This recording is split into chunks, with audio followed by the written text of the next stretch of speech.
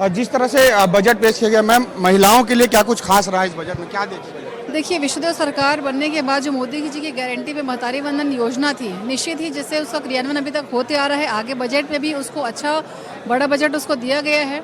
साथ ही जो मुझे सबसे अच्छी चीज़ लगे महिलाओं को लेकर के वो ये है कि उनकी वर्किंग वुमेंस के लिए रुकने की जो हॉस्टल की व्यवस्था की बात की जा रही है, तो बहुत एक अच्छी पहल है।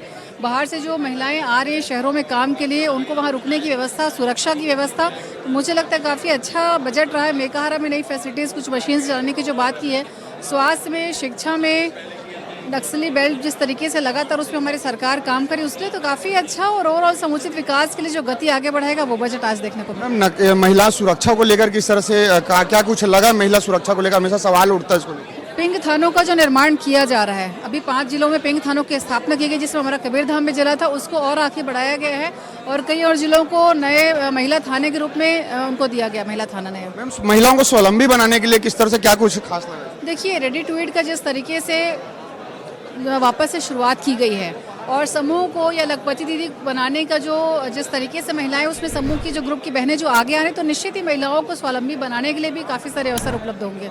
तो ये थे भावना बोहरा, जिन्होंने साफ तौर पर कहा कि महिलाओं को स्वावलंबी बनाने के लिए बजट है वो मजबूत रूप से तैयार किया गया है। हमारे साथ बातचीत करने के लिए मौजूद है कांग्रेस विधायक राघवेंद्र जी। सर, किस तरह से पूरे बजट को देख रहे हैं, क्या कुछ खास लगा इस बजट में?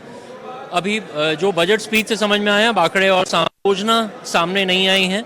उसके अलावा अगर आप देखिए, आबकारी और इसी की बातें हो रही हैं। कोई सकारात्मक तरीके से और राजस्व हम लोग गेन कर पाएँ उसकी भी बात नहीं हुई है। और जितने पुराने नाम थे, चाहे वो राजीव गांधी भूमिहीन हो या छत्तीसगढ़ ओलंपिक्स हो, उन सब का नाम चेंज कर दिया गया है। प्रावधान तो सब तरीके के कर दिए गए, लेकिन अगर आप अमाउंट्स का देखे होंगे तो अमाउंट्स इतने छोटे हैं कि वो काम क्रियान्वयन हो ही नहीं सकता है। तो इसे प्रावधानों का और सिर्फ एक भाषण का बजट दिख रहा है, क्रियान्वयन होने वाला बजट नहीं है। ये ओपी चौधरी लगातार जो है बजट को या पहले के खर्चों को लेकर गड्ढे बताते हुए भरने की बात अनुपूरक बजट को लेकर कही। मुख्य बजट पर उन्होंने साफ तौर पर कहा कि सरकार पिछले सरकार की ये तमाम जो खामियां थी उसे हम इस बार दुरुस्त करने का काम करेंगे। देखिए, भाषण दे देना आसान होता है। कोविड आपके सामने आया है, -4% हमारी जीडीपी नीचे चली गई थी। उसके बाद 7% और उसके रेट पर भी लोन हमें मिला, वो लोन लिया गया और उससे कार्य किया गया और सारे राज्यों ने किया है। कोई सिर्फ कांग्रेस या छत्तीसगढ़ का बात नहीं है इसमें। तो इसको इस तरह से नेगेटिव तरीके से प्रस्तुत करना मैं नहीं समझता हूँ कि अच्छी बात। ओवरऑल पूरे बजट को कितना नंबर देना चाहेंगे? मैं इसको 2 नंबर से ज्यादा नहीं देना चाहूंगा। तो ये थे राघवेंद्र जी, जिन्होंने साफ तौर पे बताया कि अपने बजट को लेकर पूरा आकलन करते हुए बताया कि 10 में 2 नंबर इस बजट को दे सकते हैं। ज्ञान और गति को जिस तरह से लेकर इस बार बजट पेश किया गया है और बजट में क्या कुछ खास है, हमारे साथ बातचीत करने के लिए मौजूद है प्रदेश अध्यक्ष। भारत सभी के विकास की दृष्टि से उठाया गया ये कदम है और ये बजट में परिलक्षित होता है। मैं बहुत बहुत बधाई देता हूँ आदरणीय मुख्यमंत्री जी को, आदरणीय वित्त मंत्री जी को। सभी वर्गों का ध्यान रखा गया है, किसानों के लिए, शिक्षा के क्षेत्र में, हमारे पढ़ने वाले बच्चों के लिए, बेटियों के लिए, हमारे महिला सशक्तिकरण की दृष्टि से उद्योग की दृष्टि से, लघु उद्योग, कुटीर उद्योग को बढ़ावा देने की दृष्टि से, सबसे बड़ी बात है इंफ्रास्ट्रक्चर की दृष्टि से।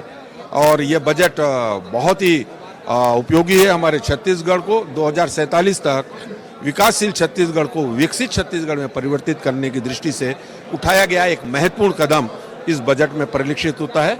मेरी ओर से बहुत बहुत बधाई। सर, भूपेश बघेल कह रहे हैं कि शराब पुरानी है, बोतल नहीं है। भाई, इसके अलावा देखिए, उन्होंने 5 साल कांग्रेस की सरकार थी, वे मुखिया थे। उन्होंने छत्तीसगढ़ के विकास की दृष्टि से बनाया, नीचे तक नहीं लाने दिया। इसका हुआ कि इन 5 वर्षों में कांग्रेस की सरकार में यह छत्तीसगढ़ विकास के मामले में रसातल में चला गया, जिन्हें अपनी योजनाओं के माध्यम से और जिस तरीके से सभी वर्ग, सभी समाज, सभी क्षेत्रों का ध्यान रखा है और एक बहुत ही अच्छा बजट आप देखेंगे सभी और इसकी प्रशंसा हो रही है ये अपने आप में। अब देखिए, आप लोकसभा चुनाव हो गए, त्रिस्तरीय पंचायत, नगर निकाय चुनाव में जनता ने जिस तरीके से अपना आशीर्वाद दिया है, ये 14 महीने की सरकार में मुख्यमंत्री जी की कल्याणकारी योजनाएं, आदरणीय प्रधानमंत्री जी की योजनाएं जिस तेजी से जनता तक पहुंच रही, उसका परिणाम। ये थे भाजपा प्रदेश अध्यक्ष किरण सिंहदेव, जिन्होंने साफ तौर पर बताया कि जो बजट है वो छत्तीसगढ़ के चौमुखी विकास के लिए एक मजबूत और आधारशिला बजट है। लेटेस्ट खबरों के लिए लाइक, फॉलो और यूट्यूब पर सब्सक्राइब करें, बेल आइकन दबाएं, साथ ही विजिट करें swedeshlive.com पर।